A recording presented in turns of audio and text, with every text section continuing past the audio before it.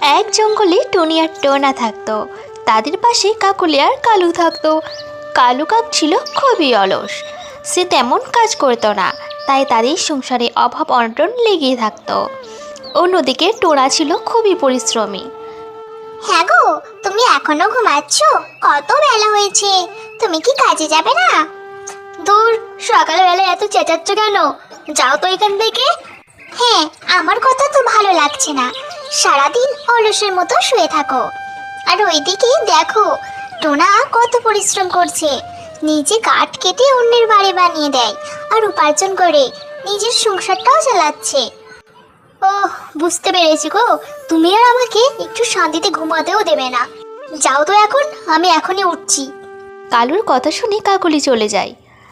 আজ আমাকে কথা শুনতে হয় শুধু ওই টোনার জন্য। কি না কি একটু কাজ করি তার জন্য নাকি কাকুলি এসে আমাকে এমন ভাবে কথা শোনায়। এই টোনার একটা ব্যবস্থা করতে হবে। এরপর কালু কাক টুনাকে ফাঁদে ফেলার উপায় ভাবতে থাকে। টোনা, ও টোনা, বাসায় আছো নাকি? আমি মিষ্টি টিয়া। টিয়ার ডাক শুনে টোনা আর টনি বাইরে চলে আসে। আরে টিয়া দিদি যে, হঠাৎ আমার বাসায় এলে, কোনো কাজ আছে নাকি? হ্যাঁ টোনা, সামনেই তো বর্ষাকাল, আমার বাসাটাও ভেঙে গেছে। তুমি তো ভালো একটা কাঠমিস্ত্রি, তুমি কালকে এসে আমার বাসাটা বানিয়ে দিও। এই নাও তোমার মজুরি। তারপরে টিয়া চলে যায়। তখন টুনি টোনাকে বলে, হ্যাঁ গো, তুমি তো আবার একটা বায়না পেলে, তুমি তাড়াতাড়ি জঙ্গলে গিয়ে কাঠ আনো, কালকে যে টিয়ারে বাড়ি যেতে হবে। হ্যাঁ গো টুনি, তুমি ঠিকই বলেছ, আমি জঙ্গলে গিয়ে কাঠ আনি। এরপর টোনা জঙ্গলে গিয়ে কাঠ খুঁজতে থাকে আর কিছু কাঠ নিয়ে টুনা বাসায় ফেরে। এসব ঘটনা কালু দেখে ফেলে। আরে এই তো, টোনা কাঠ আনলো, মনে হচ্ছে কেউ বাসা বানাতে দিয়েছে। এবার টোনাকে জব্দ করব। তারপরে রাতে কালু কাক টুনার সব কাঠ চুরি করে নিয়ে যায় আর সব কাঠ নদীর জলে ফেলে দেয়। এবার দেখি টোনা কি করে বাসা বানায়, খুব মজা হচ্ছে আমার। ওসব ভেবে কালু কাক বাসায় ফিরে আসে। পরের দিন টোনা দেখে একটাও কাঠ নেই। টুনি, এই টুনি, কাঠগুলো কোথায় গেল? আমি এখন টিয়া দিদির বাসা বানাবো কি করে? আমি তো কালকে এখানেই রেখেছিলাম, কিন্তু কাঠগুলো কোথায় চলে গেল?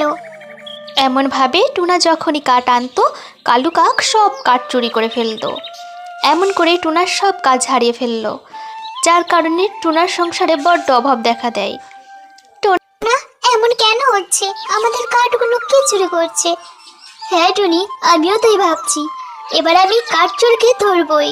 পরে টুনা কিছু কাঠ নিয়ে এসে অনেক কৌশলে সাজিয়ে রাখে। আর রাতের মধ্যে যেই না কালু কাক আসে কাঠ চুরি করতে, অমনি কাঠে পা আটকে কালু কাকের পা ভেঙে যায় আর কালু কাক যন্ত্রণায় চিৎকার করে ওঠে।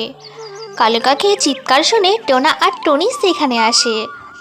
তবে তুমি আমাদের কাঠ চুরি করতে, তোমার জন্যই আমাদের সংসারে অভাব এসেছে, আমার সব কাজ নষ্ট হয়ে গেছে। কি করবো বলো টোনা, কাকলি যে আমাকে উঠতে বসতে কথা শোনায়, সব সময় বলতো টোনাকে দেখে কিছু শেখো, তাই আমি এমন করেছি। তুমি আমায় কি ক্ষমা করে দাও টোনা। ঠিক আছে কালু, আমরা তোমাকে ক্ষমা করে দেব, কিন্তু তোমাকে কথা দিতে হবে যে তুমি আজকের পর থেকে অনেক পরিশ্রম করবে। হ্যাঁ টোনা, আমি কথা দিচ্ছি, আমি এবার অনেক পরিশ্রম করব, আর কখনো অন্যের বিপদ করব না, আর কখনো চুরি করব না।